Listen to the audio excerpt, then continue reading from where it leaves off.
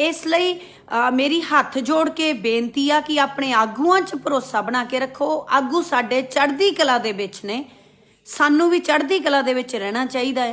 मैं इत्थे अपने केस करके हैगी हाँ, मैं फिर वापस आ जाना ते बाकी भी सारे जाने आपां पहले दिन तू जेडे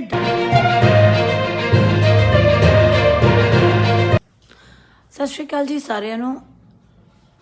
मैं सिमरनजीत कौर गिल ते तुहाडे नाल बड़ी ही जरूरी जिहड़ी हैगी आ गल करनी आ।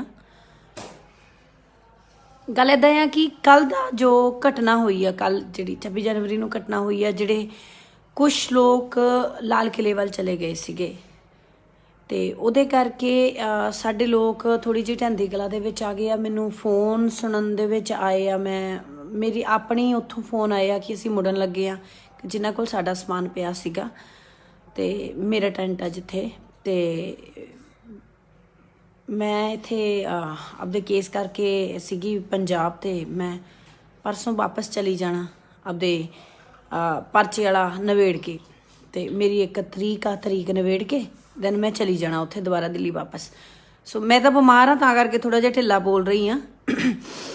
गल इदां आ कि साडे कई लोग जिहड़े उत्थों वापस मुड़न दीयां गल्लां कर रहे आ, उन्हां नूं मेरी यही बेनती आ कि असीं वापस नहीं मुड़ना हैगा। साडी लड़ाई जिहड़ी हैगी आ वो केंद्र सरकार नाल आ, जिहड़ी बड़ी ही तेज आ। जदों भी इहो जिहियां कई चीज़ां हुंदियां ने, वो सरकारां दी हमेशा एक चाल हुंदी आ कि वो साडे जिहड़े अंदोलन आ उन्हां नूं कैप्चर करन दी कोशिश करदी आ। जिहड़ी लाल किले वाली घटना भी हैगी आ, ओहो सोची समझी जिहड़ी साजिश आ सरकार दी। ईवन तुसी देखो कि उत्थे जो कुछ भी होया, लोग पहला अपने आप किमें अंदर चले गए। सो मतलब उत्थे इंटेंशनली लोग वाड़े गए। सो बहुत सारे चीज़ां ने। फिर पीसफुल साडा मार्च करदियां दे जान बुझ के लाठियां भराइयां गईयां, ठीक है। सारियां चीज़ां दे साडे सबूत इस चीज़ दे पए ने ते इसलिए मेरी बेनती आ कि इस चीज़ करके ढैंदी कला दे विच जाण दी लोड़ नहीं गी। उन्होंने जान बुझ के साडे अंदोलन नूं खराब करन दी कोशिश कीती आ। साडे आगू आ जिहड़े वो लगे हुए जान बुझ के इहो जिहियां चालां चलियां जांदियां ने कि देखो 32 दे 32 आगू आ जिहड़े वो एक दूजे दे नाल एकजुट होए बैठे आ, पर जान बुझ के लोकां नूं तोड़न दी कोशिश कीती जांदी आ। सो वो साडी अगवाई कर रहे ने। सानूं सारिआं नूं डट के उन्हां दा साथ देना चाहीदा आ। उन्हां दा एक्सपीरियंस आ। हुण कई लोग कई तरह दियां जड़ियां ने प्रोपोगंडे करनगे।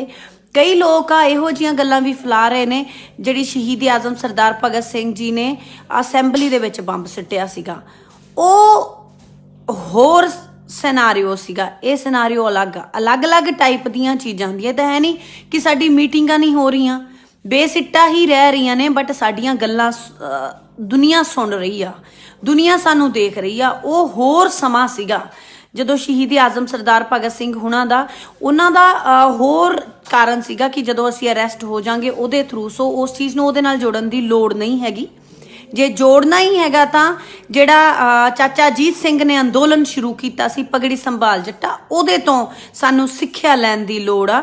इसलिए मेरी हथ जोड़ के बेनती आ कि अपने आगूआं च भरोसा बना के रखो। आगू साडे चढ़दी कला दे विच ने, सानू भी चढ़दी कला दे विच रहना चाहिए है। मैं इत्थे अपने केस करके हैगी हाँ, मैं फिर वापस आ जाना ते बाकी भी सारे जाने आपां पहले दिन तू जिहड़े डटे होए आपां डटे होए अंदोलन दे विच। असीं अंदोलन जित के आउणा। साडा मकसद ना तां दिल्ली जितना आ, ना ही दिल्ली दे झंडा लहराउणा आ। साडी जित आ। कई लोगों ने उस चीज़ नूं जित दे निशान दिखाया। साडी जित होएगी जिद्दण साडे काले कानून आ जिहड़े वो वापस लए जाणगे। सानू ये गल समझनी पऊगी, साडी जित कानून वापस कराउण दे विच है, ना कि साडी जिहड़ी जित है होर किसे तरीके नाल आ। सो मेरी लोकां नूं साडे साथियां नूं सारिआं नूं हथ जोड़ के बेनती हैगी आ कि आपां चढ़दी कला च रहना आ। साडे लोग चढ़दी कला दे विच ने। सो असी जो भी सरकार दे करके जो भी चीज़ां होईयां ने, असी उन्हां चीज़ां करके अपसैट नहीं होना हैगा। सो बिल्कुल होना। कई लोगों ने पूछा कि निशान साहब फौज दी, बिल्कुल निशान साहब किते भी लाउणा कदे भी गलत नहीं हुंदा। गल आ कि किसी भी चीज़ का एक मौका हुंदा, एक दस्तूर हुंदा आ। ਜਾਂ ਸਾਡਾ ਅੰਦੋਲਨ ਪੀਸਫੁਲ ਕਿਸੇ ਹੋਰ ਰੂਟ ਤੇ ਜਾ ਰਿਹਾ ਸੀ, ਸਾਨੂੰ ਲਾਲ ਕਿਲੇ ਵੱਲ ਨਹੀਂ ਜਾਣਾ ਚਾਹੀਦਾ ਸੀ। क्योंकि बहुत सारिया चीज़ां सानू इस समय पूरा ਜਿਹੜਾ ਵਰਲਡ ਆ ਉਹ ਦੇਖ ਰਿਹਾ, ਪੂਰਾ ਜਿਹੜਾ ਇੰਡੀਆ ਆ, ਇੰਡੀਆ ਦੇ ਲੋਕ ਆ ਜਿਹੜੇ ਉਹ ਦੇਖ ਰਹੇ ਨੇ। ਮੀਡੀਆ ਨੇ ਇੰਡੀਆ ਦੇ ਲੋਕਾਂ ਨੂੰ ਕੁਝ ਹੋਰ ਤਸਵੀਰਾਂ ਦਿਖਾਉਣੀਆਂ ਨੇ ਜਿਨ੍ਹਾਂ ਨੂੰ ਟਾਈਮ ਲੱਗਦਾ ਪਹੁੰਚਣ ਨੂੰ। ਸੋ ਲੋਕ ਆ ਜਿਹੜੇ ਉਹ, ਅਸੀਂ ਭਾਰਤ ਦੇ ਲੋਕਾਂ ਦਾ ਵੀ ਵਿਸ਼ਵਾਸ ਜਿੱਤਣਾ, ਅਸੀਂ ਭਾਰਤ ਦੇ ਸਾਰੇ ਕਿਸਾਨਾਂ ਨੂੰ ਸਾਡੇ ਨਾਲ ਜੋੜ ਕੇ ਤੋਰਨਾ। ਜੇ ਜੋੜ ਕੇ ਤੋਰਨਾ ਤਾਂ ਸਾਨੂੰ ਉਸ ਜਾਬਤੇ ਦੇ ਵਿੱਚ ਰਹਿਣਾ ਪਊਗਾ ਜੋ ਸਾਡੇ ਜਿਹੜੇ ਆਗੂ ਨੇ ਉਹਨਾਂ ਨੇ ਬਣਾਇਆ ਹੋਇਆ। ਸਾਨੂੰ ਸੰਯੁਕਤ ਮੋਰਚਾ ਜਦ ਸਾਨੂੰ ਲੀਡ ਕਰ ਰਿਹਾ, ਸਾਨੂੰ ਉਹਨਾਂ ਦੇ ਅਕੋਰਡਿੰਗ ਚੱਲਣਾ ਪਊਗਾ, ਸਾਨੂੰ ਚੱਲਣਾ ਚਾਹੀਦਾ। ਸੋ ਗਲਤ ਇਹ ਨਹੀਂਗਾ ਕਿ ਉੱਥੇ ਜਾ ਕੇ ਕਿਸੇ ਨੇ ਨਿਸ਼ਾਨ ਸਾਹਿਬ ਚਲਾਤੇ।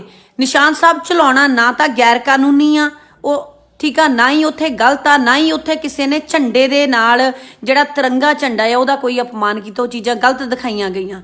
ਪਰ ਗੱਲ ਇੰਨੀ ਕਾ ਕਿ ਸਾਨੂੰ ਇਹ ਸਾਰੀਆਂ ਜਿਹੜੀਆਂ ਚੀਜ਼ਾਂ ਨੇ ਇਹਨਾਂ ਦੇ ਕਰਕੇ ਢਹਿੰਦੀ ਕਲਾ 'ਚ ਨਹੀਂ ਜਾਣਾ ਚਾਹੀਦਾ, ਸਾਨੂੰ ਉੱਥੇ ਨਹੀਂ ਜਾਣਾ ਚਾਹੀਦਾ ਸੀਗਾ। ਸੋ ਦੂਜੀ ਗੱਲ, ਮੇਰੇ ਕਈ ਲੋਕਾਂ ਦੇ ਵੀ ਸਵਾਲ ਆ ਕਿ ਮੈਂ ਕਿੱਥੇ ਸੀਗੀ। ਮੇਰੇ ਉੱਤੇ 295 ਏ ਦੀ ਇੱਕ ਝੂਠੀ FIR ਦਰਜ ਕੀਤੀ ਗਈ ਆ ਜਿਹਨੂੰ ਨਿਬੇੜਨ ਦੇ ਵਿੱਚ ਮੈਂ ਲੱਗੀ ਹੋਈ ਆ। ਹਾਈ ਕੋਰਟ ਦੇ ਉਹਨਾਂ ਨੇ ਮੈਨੂੰ ਹਫ਼ਤੇ ਦੇ ਵਿੱਚ ਅਰੈਸਟ ਕਰਨਾ ਸੀਗਾ।